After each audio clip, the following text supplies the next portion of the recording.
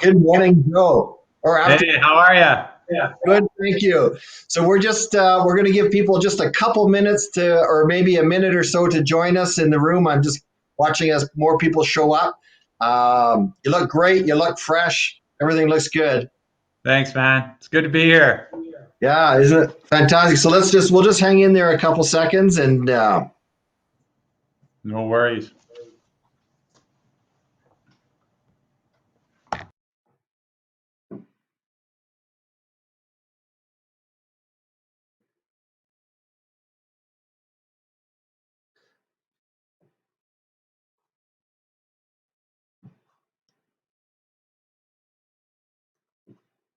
well, good morning, everyone. For those of you who might just before you, if you're on the west part of Canada, the western part of the world, good morning to you.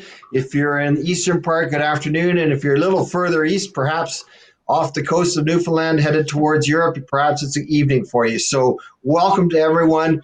We have arrived to the home stretch of EngAGE 21.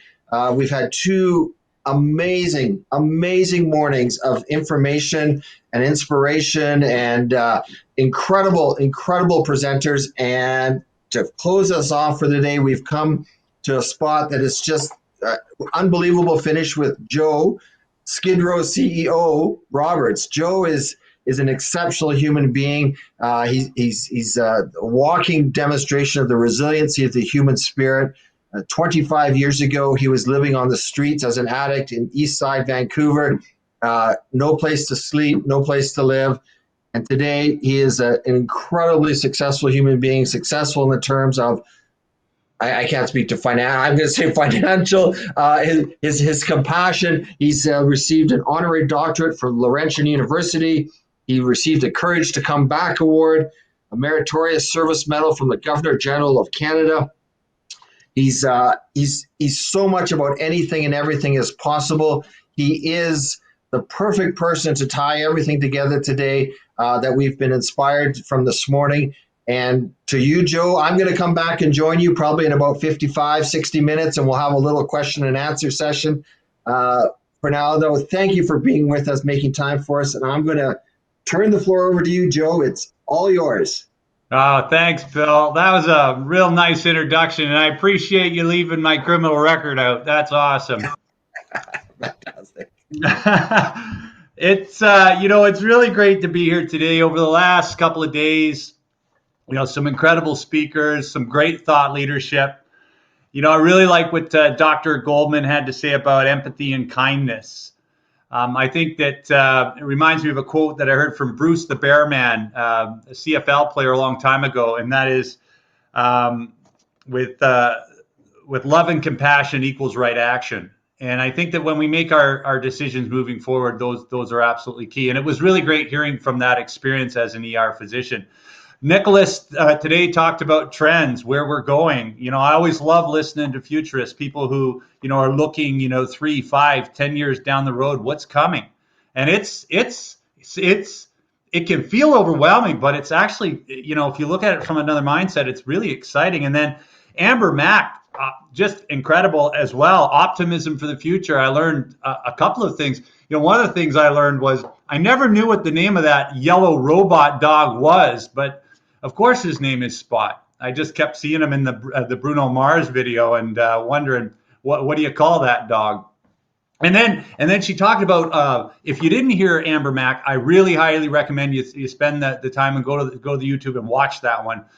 Really interesting about technology and where we're going. And she talked a lot about voice command in homes. We use Siri on our phone, but voice commands, things like Alexa and Google Home. And I got to thinking, voice command, we had that when I was growing up in the 1970s and 80s. We called it my father, because when we heard his voice and his commands, we certainly did what we were told. Anyways, I digress. I think one of the things when we look over the past year or whatever, there's been a missing of having a sense of humor. One of the things I'm very blessed to have is a very wry and even sometimes dark sense of humor. It gets me into trouble sometimes. I had to speak but 3 years ago at the Ontario Provincial Police the commissioner's event. It is a real big deal. And they had about like 500 of the top cops throughout all of Ontario, and the department, they had the Minister of Justice, all these folks there. And I was sitting at the head table. So I got the commissioner on one side, and I got the lieutenant governor of Ontario beside me on the other side. And the waiter says to me, "Would you like a drink?" And considering I've got more than 2 decades of sobriety, I obviously I don't partake in. But I don't want to tell this guy my life story, so I just come up with a little white lie, and I said, "I can't have a drink. I'm allergic to alcohol." And the waiter says, "You're allergic to alcohol. What kind of reaction do you have when you drink?" And I said, "I break out in handcuffs." At which point the commissioner spit his drink out laughing, but I don't think the lieutenant governor got it or didn't think it was funny. As we hurl into sort of the second half of this pandemic and just a whole world of exciting new changes coming in senior care and just all across the globe on all different areas, I think one of the things that we need to do sometimes is take a breath. And having a sense of humor is one of the greatest weapons that we can take to adversity and change, because it shifts perspective of what we're looking at. And when we shift perspective of what we're looking at, we can see it better. We can see it more clearly. And I think the one thing that we need to do more of today is we need to laugh. And we need to find that there's just so many absurd things going on right now. And it's sometimes you just got to sit back and giggle. And when I was the CEO of a tech company, one of the things I knew is if people were laughing, the culture was good. We were doing well. So I would challenge you to find something funny and share that sense of humor. Now, the greatest weapon I have to move forward when we're thinking about innovation and we're thinking about change, we're thinking about resiliency is my story, because it points to a lot of the key things that we need to embrace if we're going to create transformative change, if we're going to create systemic change. Not just the surface stuff, but the deep down stuff, the way we relook at things. And I'm really encouraged and optimistic. And so in order for me to give you something of value to head back to the workplace and your communities and your families and your businesses is to share that story with you in the context of what it is that you're doing and where it is that you're heading. And in order to do that, I'm just going to share with you some images, and we're going to do that right now. So, oh wow, do you guys see that? It's like a Jimi Hendrix experience. Okay, here we go. You saw that? Okay, there we are. Hey, so you can tell by the image, it kind of looks like me with longer hair. So I wore the same tie just to prove that was me. Anyways, the thing I have far too much fun doing this. The thing that I love the most about a story of transformation is what it's based in. And so I'm a thinker, and I've got this neat story, but the context of the story is really important. And when you're thinking about innovation and change, I think the fundamental place leadership needs to come from is from a place of what I call possibility mindset. Okay, and what do I mean by possibility mindset? Possibility is when we look at the world, look at ourselves, look at, for example, how we currently do senior care, and ask the important questions: what could be different? What does tomorrow look like? And when we do that, we enter into and engage parts of the brain that are creative. We open up to something that isn't now but could be. And that's what great leadership is all about. In fact, if you look across the last 300-400 years of human history, it's those individuals that had a possibility mindset that we admire. People like Gandhi, people like Terry Fox, people like John Lennon. These are people who saw the world from a different perspective. Martin Luther King, and then spoke their possibility and spent their days toiling in trying to create that possibility. Interestingly enough, a lot of these great leaders that we admire never really accomplished their possibility, but they had the courage to see it, dream it, speak it, and create it, and work towards it. Another way to look at possibility, and a metaphor I like, is when you hold a newborn. When my daughter was born 17 years ago, And I held her in my arms, took her home from the hospital. All I could think about was, what are her days going to look like? What kind of difference is she going to make? Is she going to have my sense of humor? What music is she going to like? In front of her was a blank slate, nothing but pure possibility. The interesting thing is that never, ever goes away. That starting tomorrow, we have no obligation to be the same person we are today, and neither does the world. And so everything that we see today in the physical realm was first in someone's mind. And so when we engage in a possibility mindset, we engage what, Einstein talked about as our greatest asset, which is our imagination. Now, the opposite of possibility mindset is probability. Probability is looking at the world and predicting patterns. Now, this is very useful. In fact, it's part of the reason why we survive this long, is that we recognize patterns and predictability, which unfortunately or fortunately is often right. The problem is that when we're predicting what's going to happen, we're projecting what's going to happen. And when we're always in a probability mindset, it tends to lean a little bit more towards pessimism. The government's always done it this way, that way it's always going to be this way. And when we get stuck in a probability mindset, seeing it as it is and how it's the opposite of a growth mindset. It's a fixed mindset. And we're not actually able to get to that place where we can see beyond that. And that happens to us as individuals. It happens in our communities, and it happens in the world. But if you look at the last 10 or 15 years, the greatest change makers have been disruptors, people who saw it differently. Uber, Airbnb, Apple. These are companies that, broke the rules and broke the mold. I lay this as a context and foundation because it is the foundation of my entire life. In 1989, this was a picture of me. I pushed a shopping cart around Vancouver's downtown east side. I struggled with mental health. I struggled with addiction and homelessness and poverty. And if you looked at this guy, you would say, and you would be, right in assuming this, I guess, to some degree, that this guy is a write-off. There's a very, very low probability that he's going to be successful. But here's what's interesting, is that inside this guy was a possibility. And I'm here today because of possibility mindset. And all of the things that I've done in my life has been based in that possibility mindset.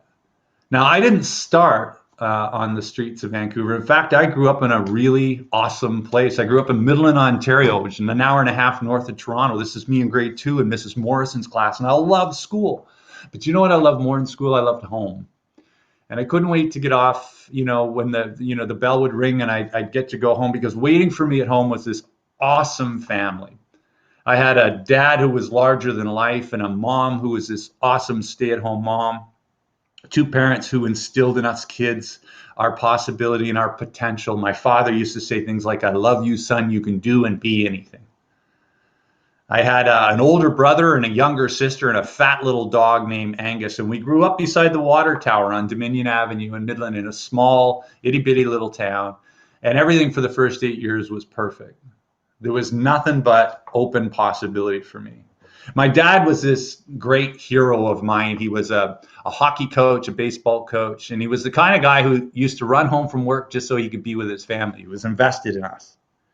And I remember feeling in my father's shadow I could do and be anything.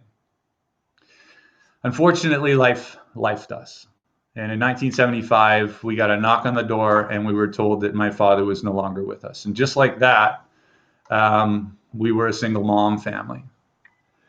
And not just a single parent family, but we were thrust from sort of middle class into poverty overnight, because dad was the breadwinner of the family and mom and dad had no insurance. And so just like that, our entire life shifted. And so it was interesting when COVID hit last year and the pandemic and all the pressures, I found myself in very familiar emotional territory, not just from growing up with the insecurity and instability and anxiety, but also from my time of living on the streets. The cool thing about it was I had tools I was able to pull out, dust off, and apply.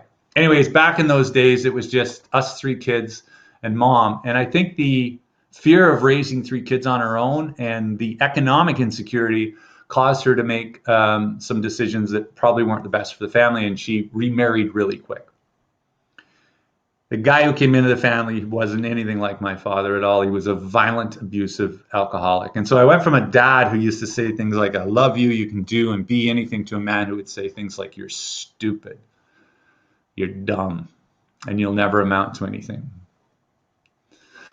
And I was 8 years old, and I didn't have the coping mechanisms and skill sets that I have today. And so the thing I also understand as a youth advocate and doing a bunch of research on that stuff is that if you can compromise a child's ability to see their own possibility, you can predict some of their poor choices. Their possibility doesn't go away, but it gets hidden from them. You know what I mean? Anyways, I remember at the age of like 8 or 9 feeling socially awkward, anxiety. We didn't have labels for it back then. We didn't have conversations about mental health and anxiety disorders and that sort of stuff. I just felt different. I just felt less than. I didn't feel like I was good as everybody else. And when the opportunity presented itself, my brother and his older friends offered me an opportunity to use drugs. And I joined them not because I was curious about drug use, but because I wanted to belong. And what ended up happening is I did use drugs for the very first time, and I went home, and the chaos that was going on in my home all the time no longer had an emotional impact on me. And for the first time since my dad died, the violence and the abuse of my stepfather was shielded by the buffer of being under the influence of substance. And so Gabor Mate talks a lot about this early childhood trauma, and I used different escape mechanisms, one of them being alcohol and drugs, to protect myself emotionally from an emotionally uncertain world. And that's why when I look back at this last year with the pandemic, it's only normal and natural that people are drinking more, they're eating more, they're escaping on Netflix, they're possibly doing more drugs, because in that emotional uncertainty, we need to find a way to emotionally cope. And if we don't have a robust toolbox, these are our go-tos as human beings. As I grew up, I became more angry and more rebellious. By the time I was 15, I could no longer get along with that stepfather. And at 15 years old, I was mad at the world. I had a chip on my shoulder, and I got into a fight with my stepfather, and I was asked to leave the house. At 16, I dropped out of high school, and at 17, I went to jail for the very first time. And so my life cycled out really quickly because of my inability to see my possibility and potential, and I was, involved in all these very negative behaviors, which produced negative consequences in my life. And I just didn't know how to find my way out of all of this. The one bright spot that I had in my life was a girl I was dating in grade 10, and I remember how much she believed in me, and we had this awesome relationship, but my life kept getting more and more and more chaotic. And finally, she sat me down one day and she said, I'm really sorry, Joe, but I don't know where you're going or where your life is headed, but it scares me and I'm out. And so just like that, the only thing that I had left to cling to in my life was gone. And so over the next few years, my life spiraled out of control in that small town. And I did what many young kids in Canada and throughout the world do, is I went from that small town and got a bus ride to the big city. And I remember I went down to Bay Street in Toronto and I got on a Greyhound bus, and the year was 1986, and I took that Greyhound bus all the way across Canada, about 5,000 kilometers, took us 3 days. And I remember getting off and I was in Vancouver, and at the time, 1986 in Vancouver was hosting the World's Fair. Expo 86 was on, and I just remember thinking, I'm going to make a brand new start of it. Vancouver was going to be the town where I was going to get it, really going to get the cheese back on my cracker and get on with life. And, it's kind of funny. It was like I was having that Mary Tyler Moore moment, where she spins around and throws her hat in the air. if you're below 30, you have no idea what I'm talking about right now. Google Mary Tyler Moore in the opening sequence of the sitcom and you'll see it. But anyways, I had this moment of aspiration, like this is it. This Vancouver's where I needed to be. And little did I know that, when I got off the bus, there was a little park, and I remember having a little celebration there. And little did I know that within 60 days, I'd actually be sleeping in that park, and then eventually under the viaduct beside that park. And over the next several years, my life cycled out. I was a high volume contact person with social services, food banks, shelters, in and out of the ER, high contact volume with police. I wasn't a threat as much as I was a nuisance, but I just couldn't seem to find my stride. 3 days before Christmas, 1989, I had one of the worst days, and I would now say probably the best days of my life. I had gotten to a place where I was now wrapped up in a pretty serious substance use. And my substance of choice was heroin. And without going into a lot of detail, heroin or opiates like fentanyl, carfentanil, and all the different various different Oxycontins and all this drug class, they all do the same thing when you don't, after you've taken them habitually for a period of time and you stop. You go through it in an extremely intense emotional and physical withdrawal process. That the only way I can describe it, it's like the flu, times 100. It'd be like 10 times COVID. Is this, you get hot sweats, you get cold, you can't sleep. This just intense feeling of not being well, except that $10 makes it go away like that. Now, I was a good kid from a good family, and I didn't particularly like stealing and doing any of that stuff. But I needed $10, and I remember sitting on the park bench in Vancouver, rocking back and forth in Pigeon Park, right in the epicenter of Vancouver's downtown east side. And I remember rocking back and forth, and it was raining, and I was just trying to stay warm, trying to figure out where I was going to get $10. And I remember walking into the pub across the street, and I did the unthinkable. It was the only thing I had left in the world that was worth $10. I mean, that's how cycled out I was, is that I didn't even have a person to phone that I could get $10 from. And anyways, I went into this bar and I sold the only item that I had left in the world that was worth anything, and that was the shoes off my feet. I was wearing a pair of boots. And I remember walking down that street completely broken as a human being. And I remember thinking, I don't even want to be on this planet anymore. I just didn't have a will to go on. Life hurt so much. And so, just a side note here on mental health and suicide. The thing that I understand today, and the thing I've shared with over 100,000 young people, is that you're going to have days where life really hurts. And I want to encourage you to go on and to put your hand up and ask for help. One of the greatest things that I did is to have the courage to be weak, to have the courage to say this is what's going on for me. In that moment of complete despair, I didn't act on my impulses.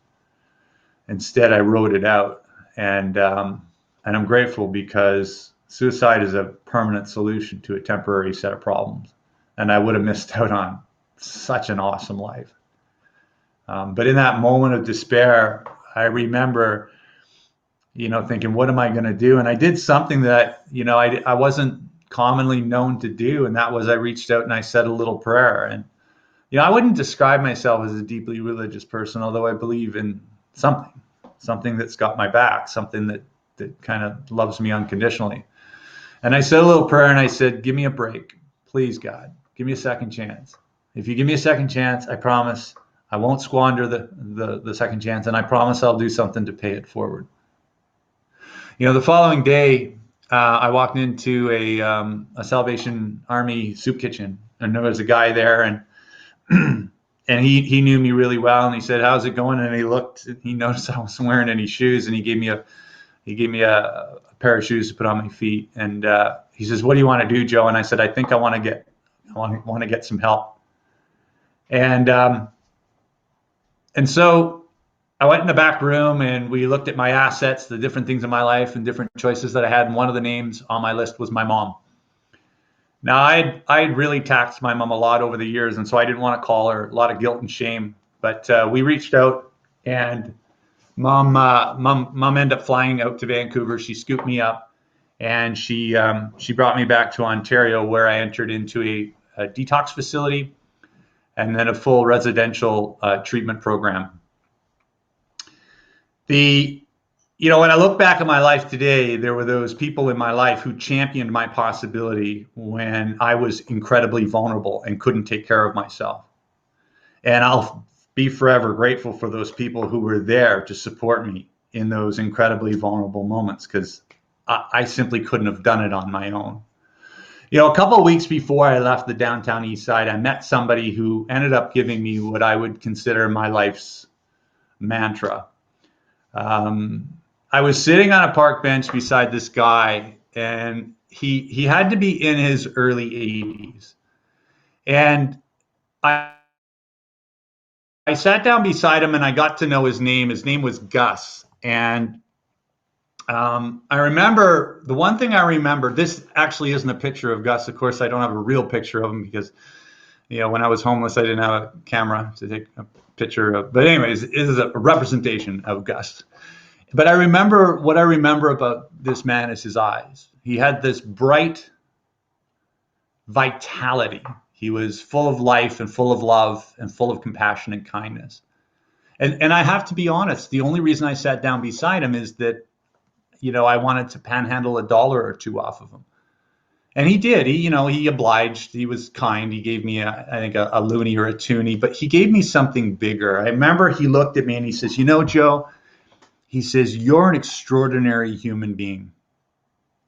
He says, if you were able to deal with this, the poverty and homelessness and addiction stuff you have going on, you could do extraordinary things with your life. He looked at me and he said, there's more to you than you can see.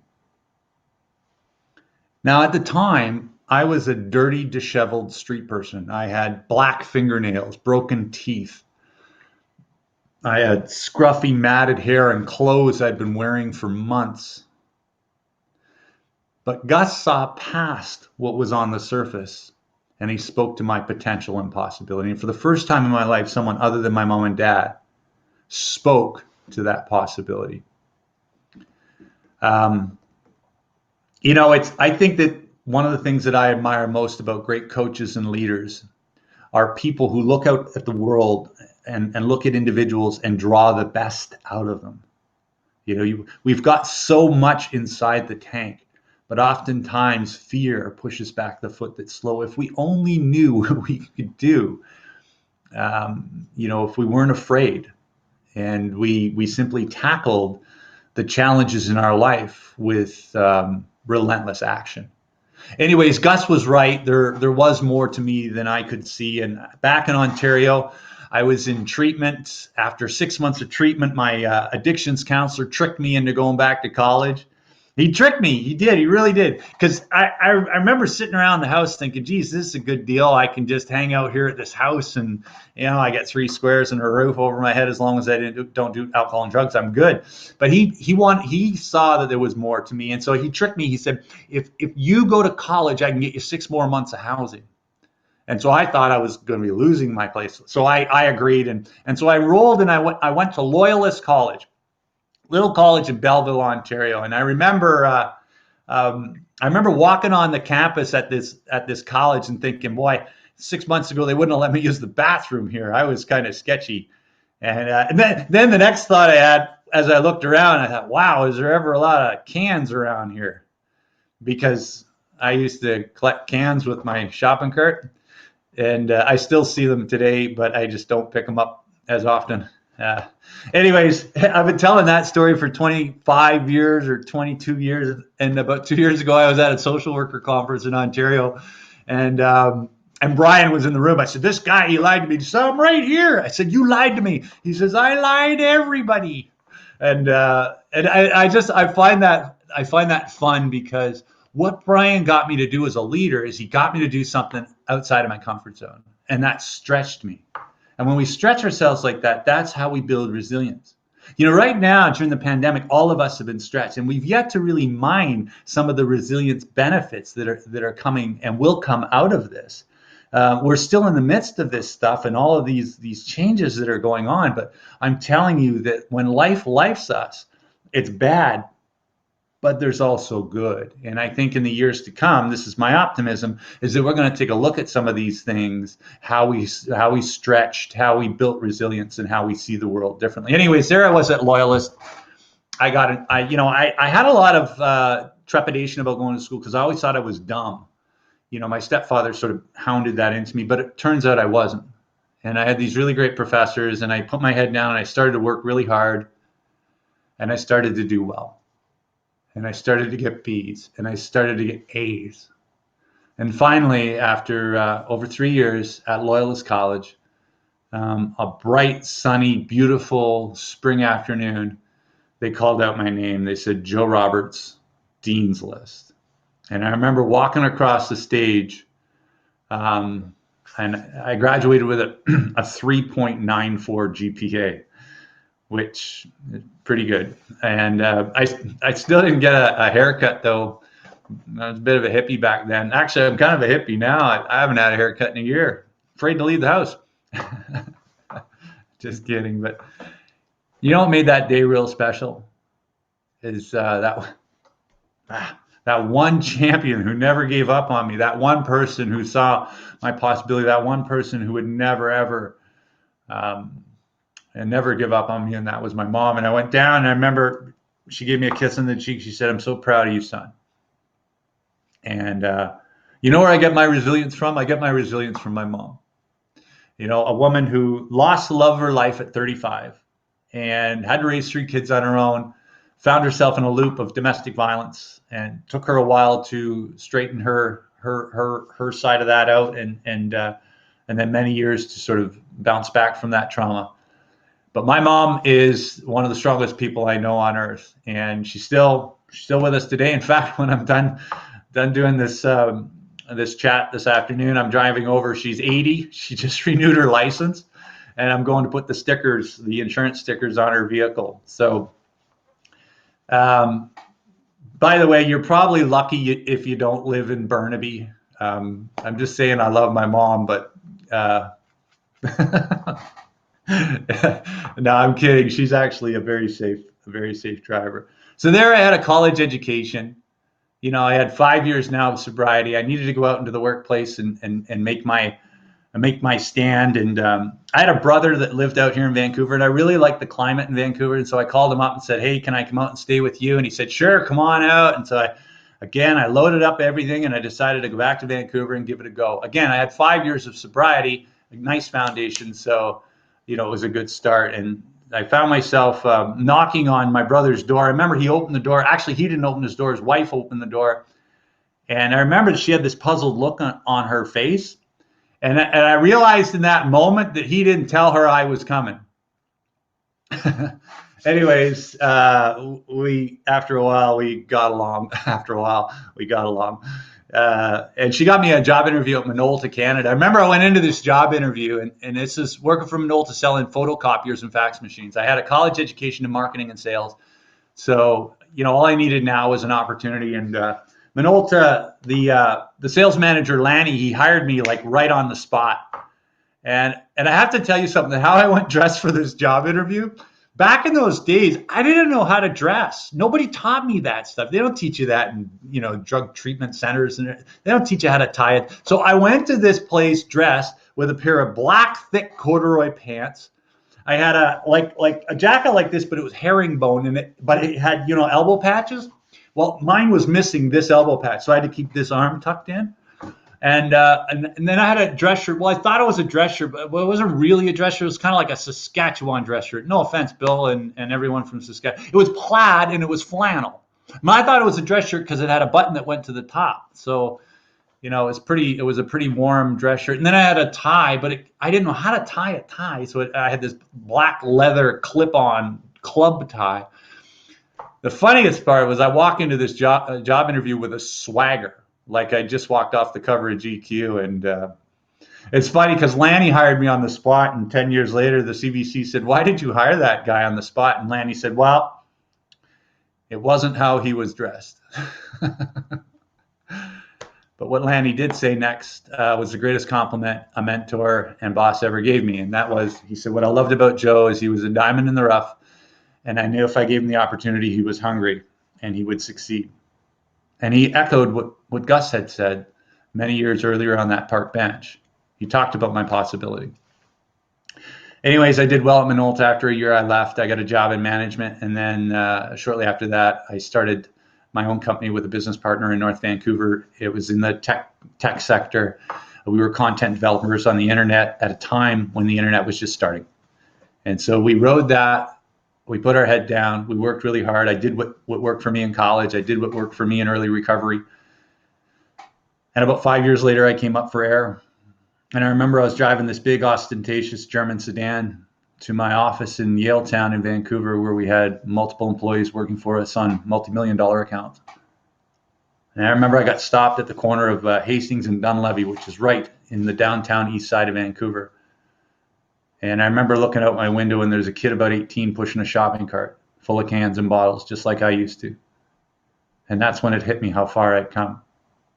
When I got to the office that day, my executive assistant on my desk had all my mail opened, and I was on the cover of Canadian Business. In less than 12 years, I went from pushing a shopping cart, living under a bridge, to being the Canadian version of the American dream. I'd succeeded in absolutely everything that I wanted to. The interesting thing about this is that I wasn't any more complete inside, because I had gotten to a place where I had succeeded financially and I won some awards and accolades, but I wanted to do work that had a lot deeper meaning and purpose. And so at this point in time, I remember I was working with a gentleman named Sean, Dr. Sean Richardson, who's a psychologist and behavioral scientist. And we were talking about what we could do to better protect kids. You know, one of the things that I'm really curious about and want to put time and energy into is protecting vulnerable children. I mean, protecting vulnerable anyone.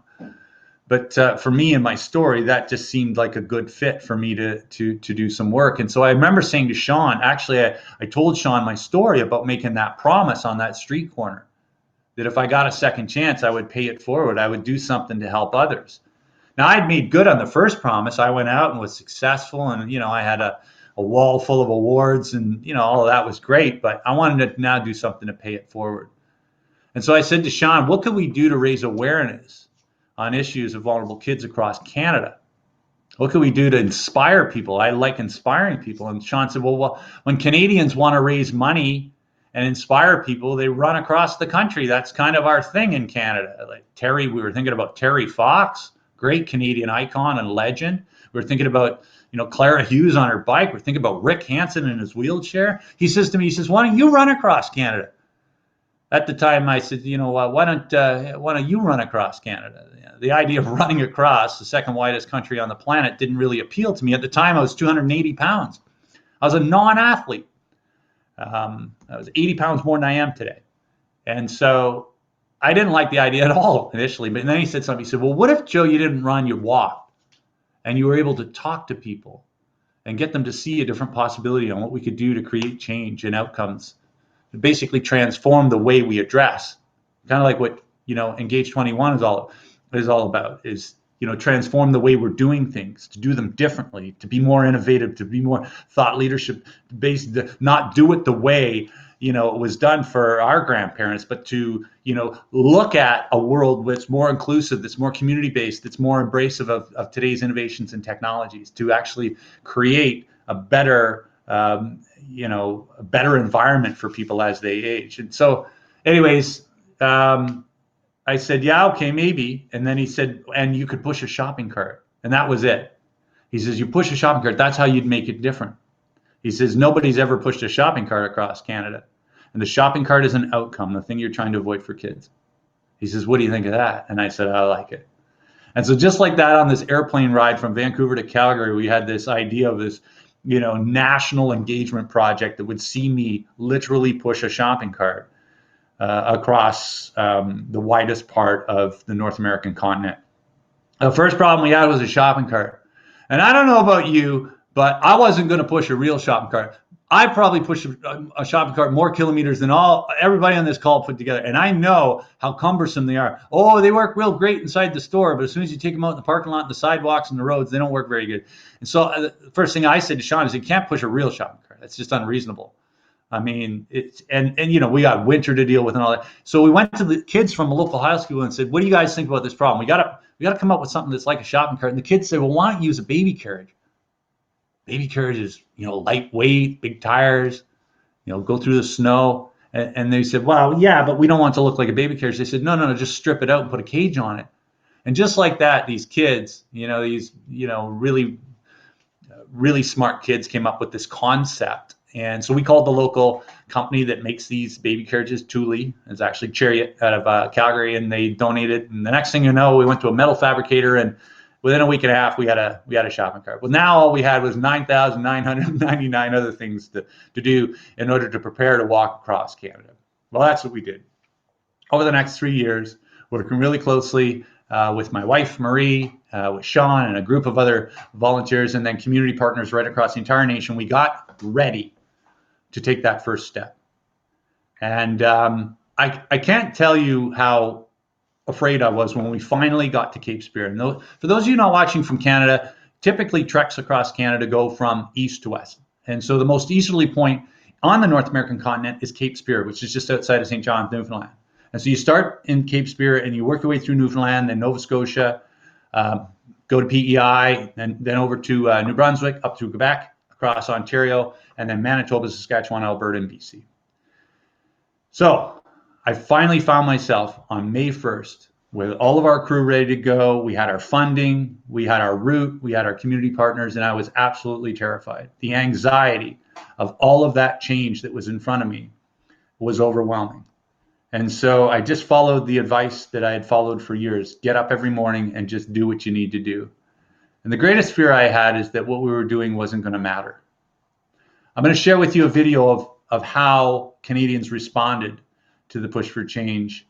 And I need to tell you how proud I was of how so many people came to support this thing that we were championing. And the takeaway isn't about youth homelessness. It's about how when you lead with a vision and a possibility, you will attract like-minded people. And they will help you carry that possibility forward. So here's the video. This is for, every kid in this country who feels different, who gets stuck. And it's our responsibility to reach out and help those children transition safely into adulthood. Sometimes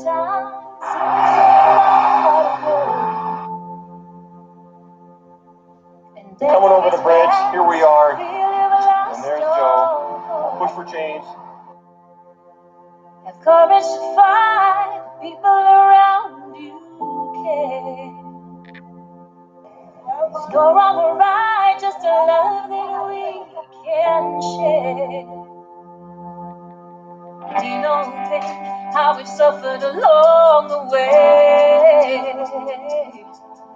Underneath our clothes, souls remain unchanged. Take off your mask of fear and push for change. Throw off your coat, put down and embrace the rain. Everyone is unique, yet we're a part of the human race.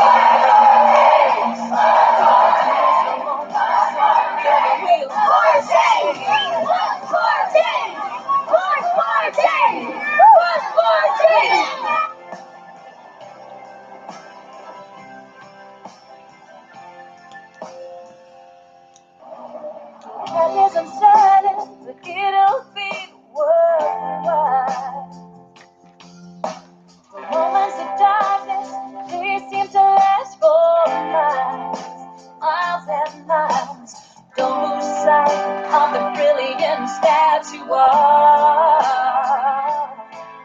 There is more in you than you can see. You gotta trust your heart.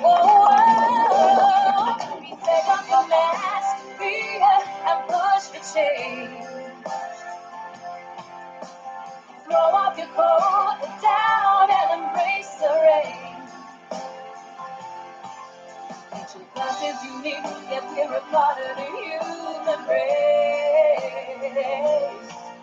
We don't do this alone, so together we'll push for change. Push for change. Yeah, yeah, yeah.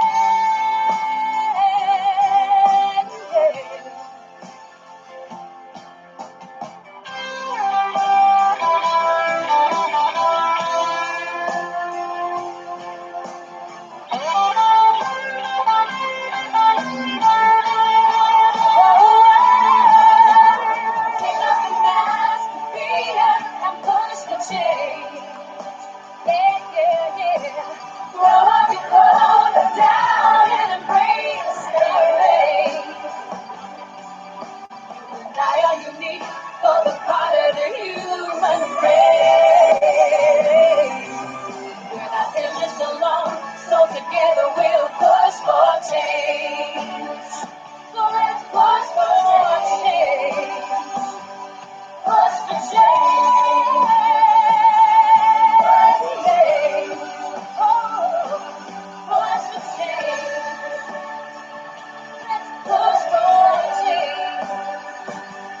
Oh,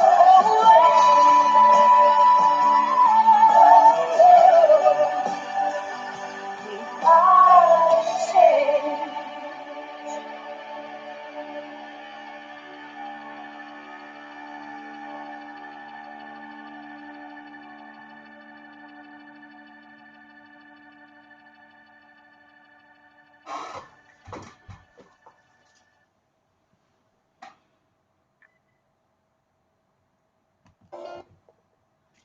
When it was all said and done, I walked 11,375,000 steps, or 9,600 or 9,064 kilometers. And if you're watching this from the States, that's the equivalent of walking from New York to LA back to New York, except throw in a Canadian winter.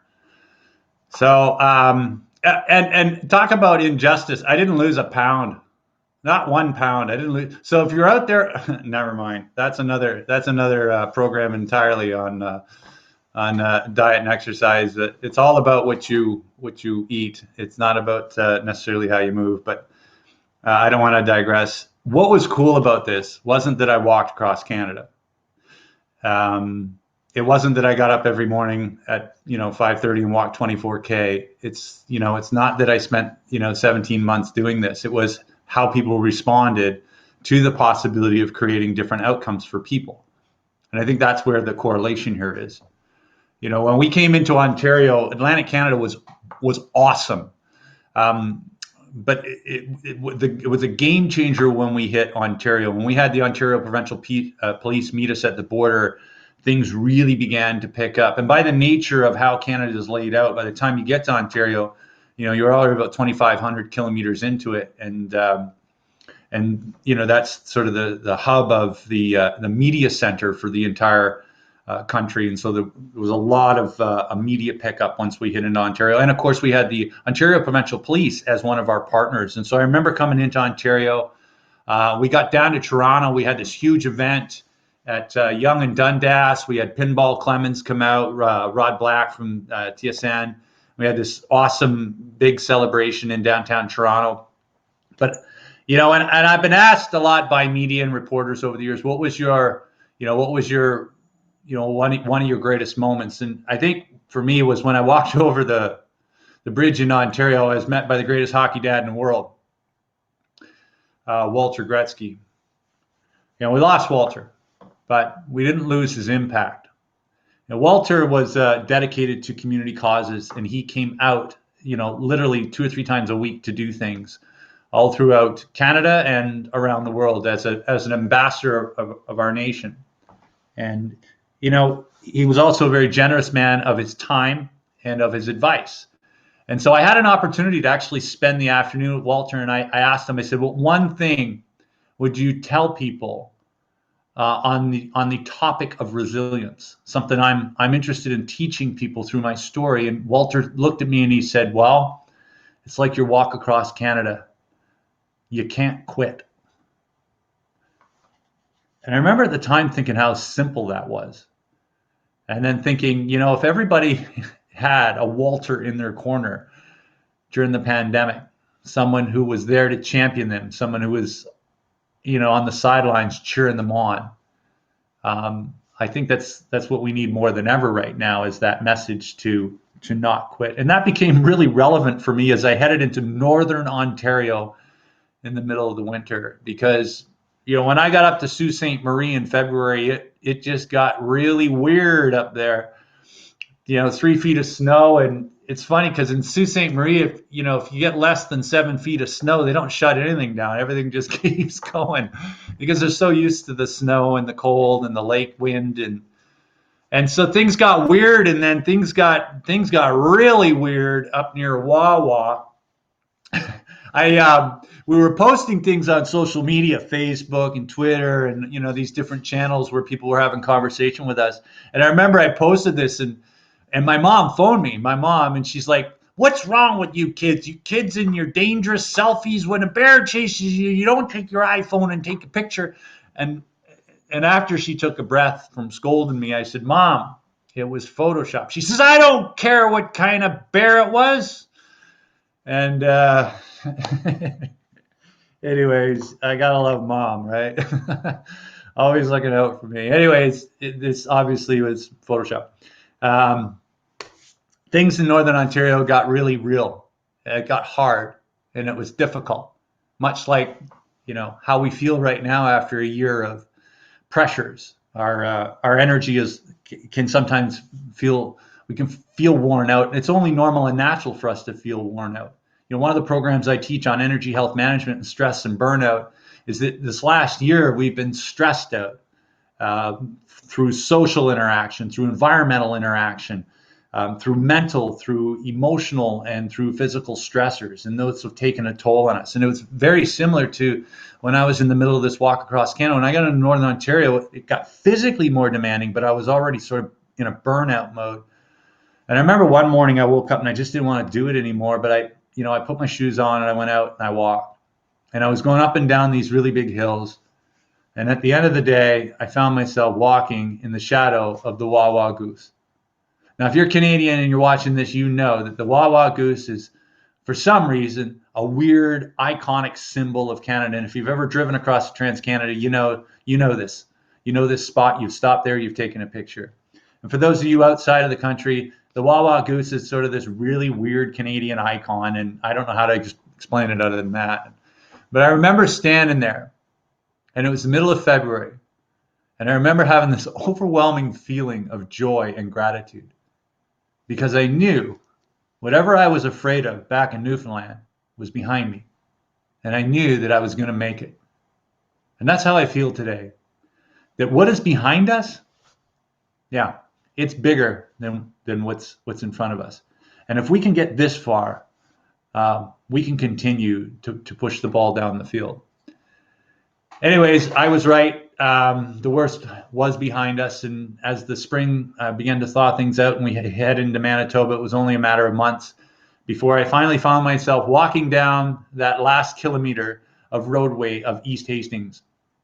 And I remember this time I was followed by about 1,000 people, and we had support from the Vancouver police. When we got to the downtown core, we were met with a pipe and drums, and they brought us into our final ceremony at the Vancouver Public Library, where our sponsors presented us with a check for $1 million to continue the good work that we're doing with kids who are vulnerable and at risk across this great nation of ours. I remember one moment in particular that was a private moment, and that's when I was walking down East Hastings. Back in the day, I felt ashamed when I pushed a shopping cart, and people would look at me, and I remember the feelings that I had the second time through, of pride, of having dreamed of this possibility and pulling all the pieces together to make it a reality. I remember walking past that park bench, the same bench that I sat on without my boots, the same bench beside me. Gus told me that there was more to me than I could see. And I remember feeling an overwhelming sense of gratitude for having the courage to follow my dream. One of the people that doesn't get enough credit who was there to support this campaign was Marie. Now, Marie she's my life partner. We're married, and Marie actually did more work than I did. And I think it's really important that we acknowledge those team members, because it looks great on the video that I did this walk across Canada, but there was thousands of people that put this together, and Marie managed all of it. She got up every single day and tirelessly poured about 5 years of her life into this, and lived in an RV with me and the driver during the summer months. So it was a lot to give, and I'm real fond of her and her contribution and her hard work. Partly because we are man and wife, and we share this passion for wanting to make a difference in the world. And as much as our future connects us, and our dreams and our passion and our purpose, there's something else that's really cool about Marie and I, because it's not just the future we share. We also share a past. Because Marie is that same girl from grade 10.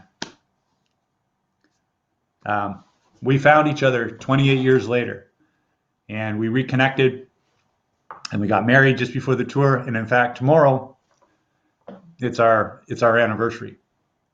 So I believe in transformation. I believe that miracles can happen, and I believe that anything is possible.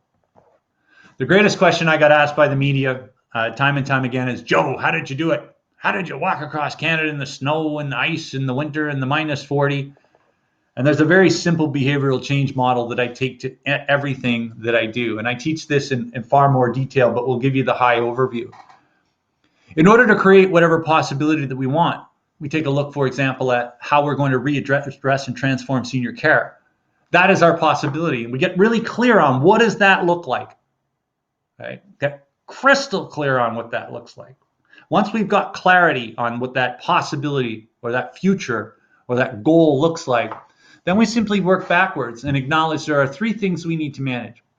The first thing is A, our actions. What do we need to do today to begin moving that ball down the field? The second thing is inspiration, or what Simon Sinek calls starting with our why, our passion and our purpose. When things were difficult during the push for change, I connected to the reasons why I was doing it. And I found the energy to get back into action and put my shoes on every single morning, even though I didn't want to. And the third one, and I think this is the most important, is to acknowledge the roadblocks are the psychological roadblocks and limitations that we put on ourselves, and the situational roadblocks that exist out in the macro world. But when we create a resonating possibility and have the courage to get up every day and take some action steps, connect to our purpose, we can overcome any and all psychological and situational roadblocks that will get in the way. How do you walk across Canada? You do it a step at a time. How do you transform senior care? You do it an action at a time, and invite people to join you in that possibility. Each and every one of us wants to create change. And I'll leave you with one last story, and then we'll open up for some questions. When I was in Newfoundland, there's a whole lot of nothing in Newfoundland. If you've ever been there, it's some of the most wonderful people in the world. But when you get outside of the centers like Gander and Corner Brook and St. John's, there's just a lot of highway, trees, lakes, rocks, and moose. Lots of moose. Is it moose or mooses? I don't know. I think it's moose. I think that's plural. Anyways, I was walking along the road one rainy day, minding my own business, pushing my shopping cart with the Royal Canadian Mounted Police behind me. And for some reason, I looked down in the dirt. And when I looked down in the dirt, I found something that I found a lot in my training walks and my walk across Canada. In fact, I have a whole jar full of them. It was a penny. And what was interesting as I picked this penny up is I didn't quite understand the metaphor. But as I kept walking, it occurred to me what it was. You see, I found this penny in the street. This penny was kind of old and crusty and corroded. Didn't look as pretty and shiny and glimmering like the new pennies. I thought about this penny as I held it in my hand, a penny very much like this one. And thought, even though this penny has spent a few nights outside in the rain and doesn't look as pretty and shiny as the other pennies, by the very nature of what it is, it can never, ever, ever lose its value. And neither can a human being. Whether you're a young person on the street or you're an elderly person in need of service and support and love and affection and kindness. I kept that penny and I gave it to our sponsors when we got to Vancouver, and they traded me the penny for $1 million check. Look, we all want change in the world. I get it. And the change needs to come from that possibility mindset. But here's my optimistic closing idea or thought for you, is that I believe we are at a watershed moment in human history. I believe that we as people and as collectives have the opportunity to create massive change that has not existed up until this point in history. I believe that we are going to look back at this time and call it before. As each one of us connects to our passion and digs deep and picks up the mantle that's our opus work and has the courage to gather others and march forward, we can and we will change the world. But not a moment before we change ourselves. And the reason I believe that is the first time I had that idea, I was sitting on a park bench in downtown East Vancouver, a homeless Skidrow addict. I'll leave you with a closing poem, and then we'll open it up for some questions. Now, this poem was inspired by my friend Gus, who I met for a whopping 10 minutes. For those of you who are in frontline service or support those who do, remind them and remind yourself that those 10-minute interactions can sometimes change a person's life. The impact that we have as leaders is profound. This is called There's More to You Than You Can See. He picked up a can and continued his walk, this man I saw today. With dirty hair and layered old clothes, he reeked of dreams decayed. With broken tooth and crackled smile, he mumbled for some change. I passed him by, this man I saw, picking through garbage today. You know, a wrong turn here and a bad choice there can lead the best to pain. Such is the fate of some, I guess, to live that life insane. A junkie bum, the wino scum. I have no time today. I'm off to live my life divine. I passed this man today. So off I walked beyond the block and waited for the light. Beside me was a hair salon with mirrors shining bright. I looked at the man in the three-piece suit staring back at me that night, for it was me, looking nothing like that man I used to fight. For back those blocks left years behind, before I found the key, I realized that man I saw was nothing more than me. Behind me is a broken man, a man you see now free. Life is grand when you understand. There's more to you. There's more to you. There's more to you than what you see. On July 26, 1991, I began a journey searching for the better part of me, but I wouldn't have gotten here if I didn't have men and women who championed my possibility and protected me when I was at my most vulnerable, and I will be forever grateful for the greatest things that I have in my life today are because of them. I want to thank you, and I want to just acknowledge Bill. Thank you for the invitation, and everyone at Eden Care for allowing me to briefly share a story and to cap and bring everything together. The last thing I want to do is I want to give everybody something for attending. And I know, Bill, we didn't talk about this, but I hope it's okay. I wrote a best-selling book called The Push for Change, and I give you guys, anybody on the call today, a free copy of this. You can get that by going to our website, Skidrow CEO, and sending us an email, or even easier, if you're on LinkedIn, just find me on LinkedIn, type EngAGE 2021 and connect with me, and I will send you a free copy of that book. The last thing I'll say before I jump off is that this is my life and my passion today, speaking and awakening people's possibility. if you think I can help you in some way, shape, or form, please reach out and talk to me and talk to Marie. We'd love to do something. We'd love to help change the world with you. So thank you very much for having me. It's been a humbling experience to be a part of EngAGE 2021, the inaugural event, and I'm excited to see how this grows in the years to come. Joe, thank you. Oh my gosh. So powerful. Thank you. Thank you for sharing such, you shared love stories. You know, the story of you and Marie was, my gosh, unbelievable. And your love of life, I'm speechless. I'm trying to speak on behalf of all of us who have watched, and, you know, we can't stand and clap for you, but through me feel that we felt you, Joe. Fantastic. Do you got time for a couple of questions? Yeah, you bet. Original hair color is brown. Okay, well, that wraps up our session today. Thank you. And do you notice I switched to my Saskatchewan dress shirt for you? Ah, look at that. To you, okay? Yeah.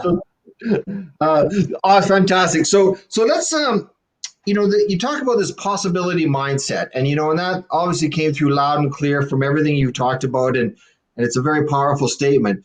So help us understand, you know, we work with older persons, and sometimes a person, by the time you maybe reach your 70s, 80s, 90s, plus 100, you know, we don't think of possibilities all the time. Or people look to older persons and say, well, you should be happy to be alive. You know, at least you've got your health, or all these things. And we say these things that are so impossible. What would you say to us to help all of us, you know, reignite that conversation about the possibility within, as we all interact with all people of all ages, and particularly older folks?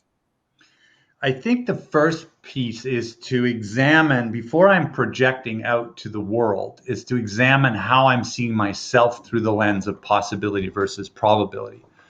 And I would encourage folks who are really interested in this topic to read some of Carol Dweck's research and stuff on growth versus fixed mindset. When we have a fixed mindset, let's say on a group of people, this is where prejudices reside, is that we classify things as this is that. When we do that, we set it in stone. If our thinking is set in stone for ourselves and the world around us, it's only normal and natural we're going to see other people's lack of capability. It's and that's one of the reasons why, Bill, when we see movies that inspire us with inspiring stories, they actually bring us closer to a human truth, because what we see in that is our possibility and potential and other people's possibility and potential. My story doesn't inspire people because it's my story. It's because it speaks to your potential, their potential, our potential. And this is something that we share. You know, I remember I'm an endurance athlete now. I do triathlons and crazy stuff like that. But I remember this guy in Toronto, you know, 101 years old, and he finished the Toronto Marathon. But here's what blew me away. It's like he started running in his 70s. And I went like, he started running in his 70s, and here he is. So look, and I don't expect people to be, putting together senior marathon events, but I think that when we see and have the context is so important. That's when everything changes, and it shifts from day to day, but we need to continue to foster. It's like fitness. It's like a muscle, right? But yeah, I mean, that's my thing. But when I manage and work with people, that's what I'm always trying to foster, is get them to think outside of sort of what is and look at what could be. And then you layer on top of that, well, how could you use technology to take someone who maybe is not physically active, but they're mentally and emotionally engaged? How do we use technology and gamify something so that you can more, it's funny. I have a favorite retirement center out here in Vancouver that I speak to. And I go in there, before COVID, I used to go in there once or twice a year, and we would do this fun little thing, and I would share part of my story. And I found it amazing, but the audience was no different than my corporate crowd. They just didn't move as fast. But here they were the same, and here they were the same, right? That didn't change. And so it's not like I went in and I was condescending or, it just, you've got to see people for who they are and what their potential is. And emotionally, mentally, that doesn't diminish a whole lot, even though you maybe your mobility is slowed down. So I think that's a long answer to your question.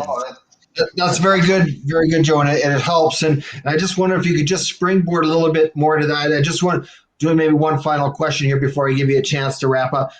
You talk about the need to laugh. Clearly, you have a fantastic sense of humor. You enjoy life, right? You see.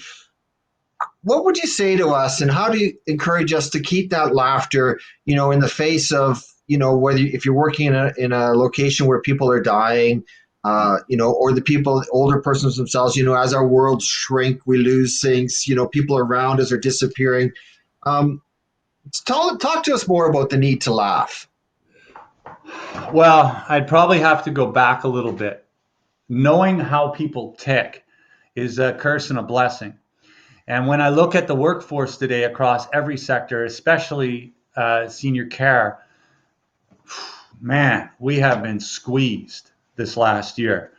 And we've been squeezed on all levels. We've been squeezed socially. We've been squeezed environmentally. We've been squeezed mentally. Like when your job changes 100% and then 100% and then 100% again, that takes more mental energy to put into it. The physical has changed. So when all five of these pressures on stress impact us, we go into a survival we go into a survival mode. When we're in that survival mode, we're actually driving a lot of our choices and decisions through the amygdala, which is it's sort of like a dull fight or flight mechanism, and we don't waste time and energy doing things that we think are frivolous, because it's kind of like you're in a war.